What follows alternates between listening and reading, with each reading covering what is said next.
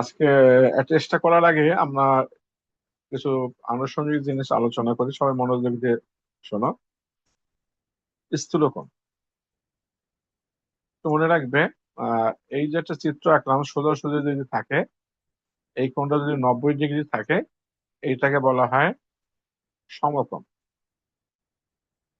আর সমকোণের চাইতে যদি ছোট থাকে, অর্থাৎ 90 ডিগ্রির চাইতে যদি ছোট থাকে, এই যে ছোট কোণটা 90 ডিগ্রির চাইতে ছোট, এই যে আমি এখানে দেখাই, এই কোণটা ছোট কোণ, এটাকে বলে সূক্ষ্ম কোণ। সূক্ষ্ম মানে ছোট, 90 ডিগ্রির চাইতে ছোট কোণ।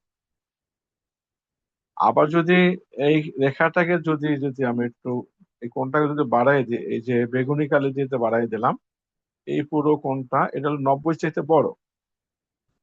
সোজাসুজি দাগটা হলো যে লম্ব, বা এটা 90 ডিগ্রি, এর চাইতে বড় বিদায় এটাকে বলি আমরা কি কোণ? স্থূল কোণ।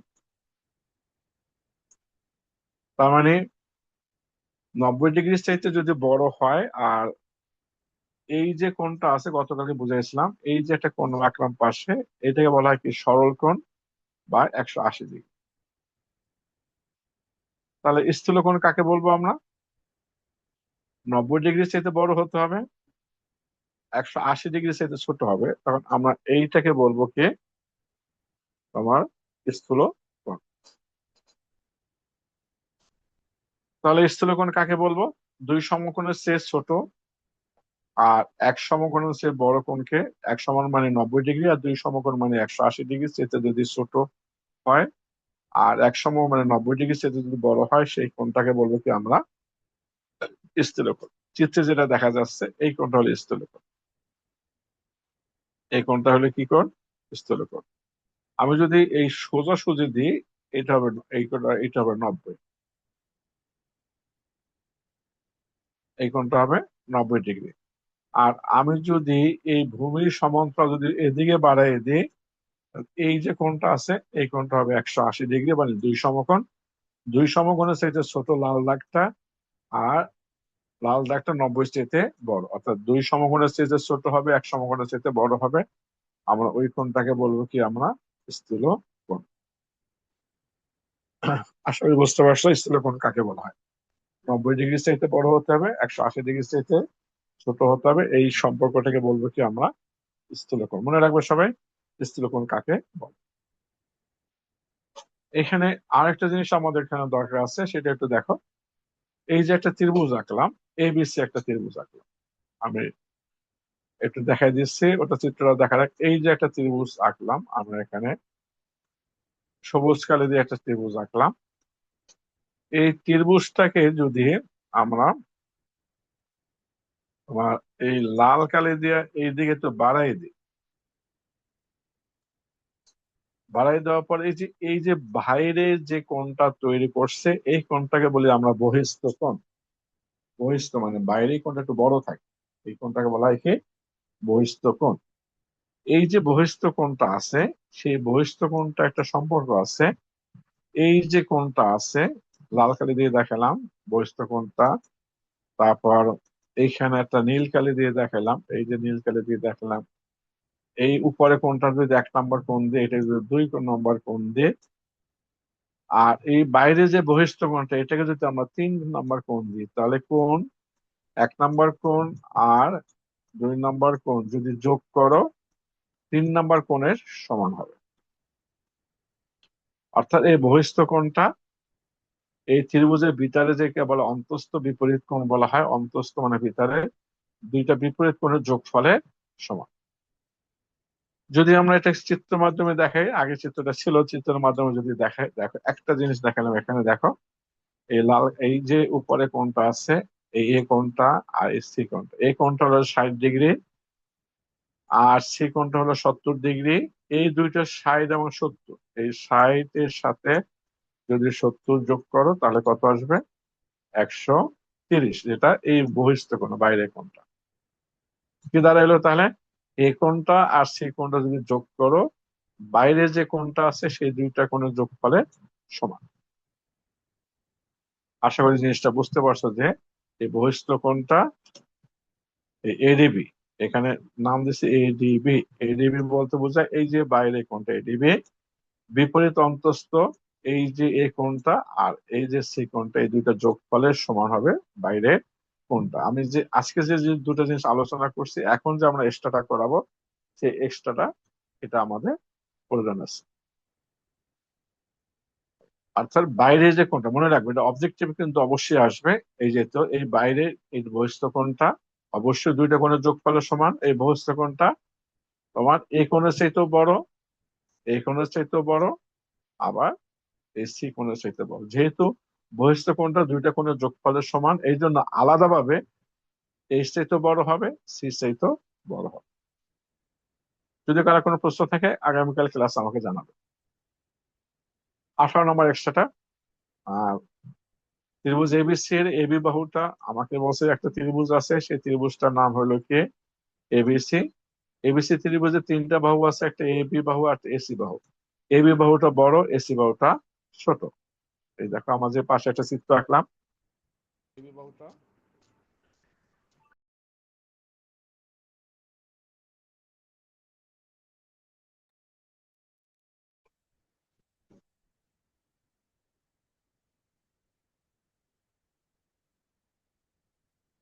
এই যে এবি বাহুটা, এবি বাহুটা বড় আছে, এবি বাহুটা, এবি বাহুটা বড়, আর এসি বাহুটা,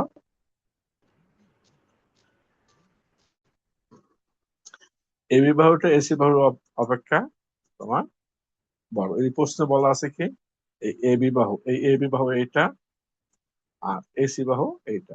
নিশ্চিত দেখা যাচ্ছে এবি বাহুটা এসি বাহুর চাইতে বড়। আরো একটা প্রশ্ন বলা আছে কি আমাকে, এ কোণটা, এই এ কোণটা, এই কোণটা, এই কোণটাকে এডি, এডি মানে এই এডি রেখাটা, এই এডি রেখাটাকে বিসি বাহুকে দ্বিবিন্দুতে ছেদ করে সমদ্বিখণ্ডক, সমদ্বিখণ্ডক মানে সমান দুই ভাগে ভাগ করছে। সমদ্বিখণ্ডক কথাটা অর্থ কি, এই কোণটাকে এডি রেখা সমান দুই ভাগে ভাগ করছে। এ পাশে যদি 30 হয়, এ পাশে হবে কত, 30 হবে। তাহলে আমাকে প্রমাণ করতে বলছি কি এখানে তোমার এডিবি কোণটা, এই যে এডিবি কোণটা আছে আমি সবুজ কালি দিয়ে দেখালাম, এই এডিবি কোণটা স্থূল কোণ। এই কিছুক্ষণ আগে আমি কিন্তু স্থূল কোণ কাকে বলে আমরা আলোচনা করেছি। এটা প্রমাণ করতে হবে যে এডিবি কোণটা, এই এডিবি কোণটা স্থূল কোণ। স্থূল কোণ কাকে বলে বলছিলাম আমরা, আমি আবার স্মরণ করে দিচ্ছি, 90 ডিগ্রি চাইতে বড় হতে হবে, 180 ডিগ্রি চাইতে ছোট হতে হবে। এই কোণটাকে বলবো আমরা স্থূল কোণ। তাহলে আমাকে কি করতে হবে, দুইটা শর্ত এখানে, এই এবি বাহুটা এসি বাহুর চাইতে বড়। আরো একটা শর্ত হচ্ছে যে এই যে এই কোণের তাকে সমান দুই ভাগে ভাগ করছে, কি করছে এডি রেখাটা সমান দুই ভাগে ভাগ করছে। আর এই ভূষ্ঠ যে কোণটা তৈরি করছে এইটা এডিবি কোণ, এটা হলো স্থূল কোণ। এখন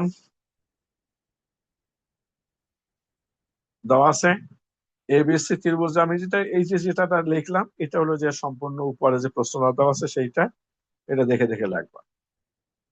এখন অঙ্কন করব, অঙ্কনটা কি করছে লাল কালি দিয়ে দেখো ডান দিকে এই একটা রেখা আঁকছে। এই রেখাটা লম্ব, কোন রেখার উপর লম্ব, এই যে ভূমি বিসি আছে, বিসি রেখার উপরে এটা লম্ব, বিসি রেখার উপরে এটা লম্ব। অঙ্কনটা আপনার লিখলাম, এই বিন্দু হতে বিসি এর উপর এই লম্ব আঁকি। প্রমাণ দেখো, এইটা লম্ব টানার কারণে তোমরা ভালো করে জানো, এই যে আমি যে কোণটা দেখাইলাম, এই কোণটা, এই পাশে যে এই কোণটা আছে, এই কোণটা যেহেতু লম্ব, এই কোণটা 90 ডিগ্রি। ডান দিকে যেটা আছে এটাও 90 ডিগ্রি, কিন্তু আমার যেটা দরকার এই এইডি কোণটা দরকার ছিল, এইডি কোণ। এইখানে দেখো এইডি কোণ, এইডি কোণ কোনটা, এই যে এইডি কোণ, এইটা এইডি কোণ, এই কোণটা 100। যেহেতু লম্ব, লম্ব মানে 90 ডিগ্রি, আর 90 ডিগ্রি কোণটাকে আমরা কি বলে, সমকোণ বলে। খুবই ছোট একটা প্রমাণ, কিছুক্ষণ আগে আলোচনা করেছিলাম আমরা একটা ত্রিভুজে, এই ত্রিভুজটার নাম আমি অনেকগুলা ত্রিভুজ আছে এখানে, আমার এই যে আমি যেটাকে দাগ দিয়ে করলাম, এই এডি কোণটা, এই ত্রিভুজটার নাম। এই ত্রিভুজটা কিছুক্ষণ আগে আলোচনা করেছে বহিস্থ কোণ। এই যে বহিস্থ কোণ হলে যে কি এডিবি, বহিস্থ কোণ এডিবি, বাইরের কোণটা, বাইরের কোণটা কিছুক্ষণ আগে আলোচনা হলো, এটা বহিস্থ কোণটা কি হবে, ভিতরের দুটো কোণ অপেক্ষায় বড়, দুইটা কোণ অপেক্ষায় বড়।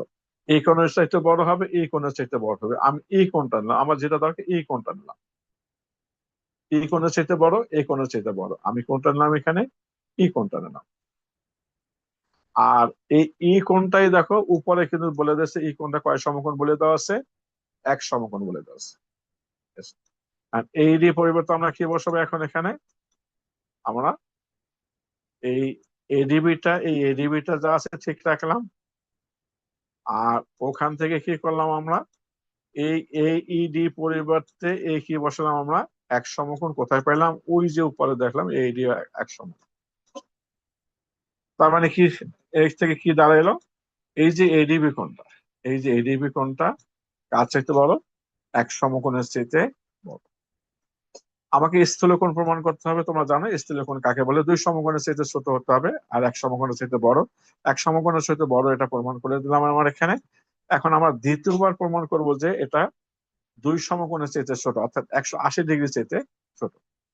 দেখো